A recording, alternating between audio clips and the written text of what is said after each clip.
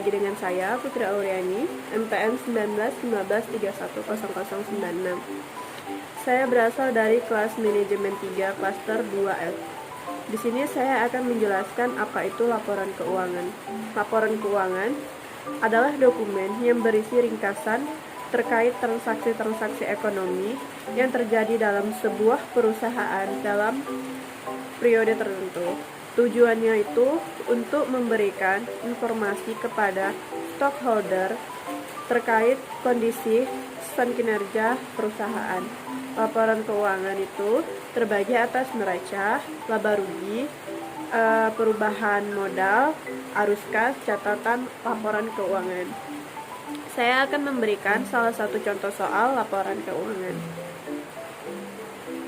Ini salah satu contoh soal sederhana jurnal umum pada PT Putra Gemilang. Kita akan membuat laporan keuangan November 2020. Oke, langsung saja. Pada tanggal 1 November, kas awal sebanyak 20 juta masuk ke debit, sedangkan modal masuk ke kredit sebanyak 20 juta. Pada tanggal 3 November, PT Putra Gemilang membeli peralatan sebesar 3 juta masuk ke debit dan beban utang 3 juta masuk ke kredit. Pada tanggal 6 November, PT Putra Gemilang kembali membeli peralatan seharga 1.500.000 masuk ke debit dan kas sebanyak 1.500.000 masuk ke kredit. Pada tanggal 10 November, PT Putra Gemilang utang sebanyak 1.200.000 masuk ke debit dan kas 1.200.000 masuk ke kredit.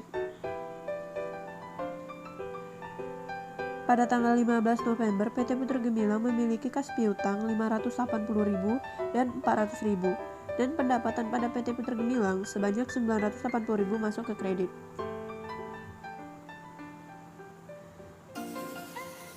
Jadi, beban utang itu adalah hak milik orang lain yang ada pada bisnis kita, sedangkan piutang adalah hak milik kita yang mesti ada di tangan orang lain.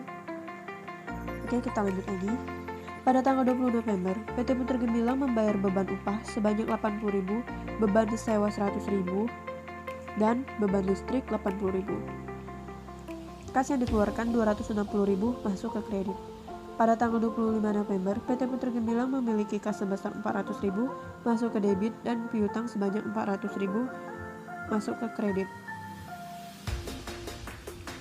Jumlah total debit pada PT Putra Gemilang sebanyak 27.340.000 dan jumlah kredit pada PT Putra Gemilang itu 27.340.000.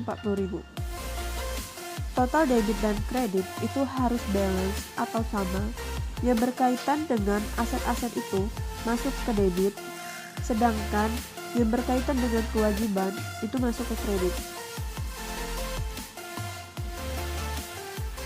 Mungkin hanya ini yang dapat saya sampaikan mengenai laporan keuangan. Semoga ilmu yang dapat saya berikan dapat bermanfaat untuk teman-teman. Lebih dan kurangnya saya mohon maaf. Saya ucapkan terima kasih atas perhatian teman-teman semuanya. Saya ucapkan salam wabillahi taufiq wal hidayah. Wassalamualaikum warahmatullahi wabarakatuh. Terima kasih.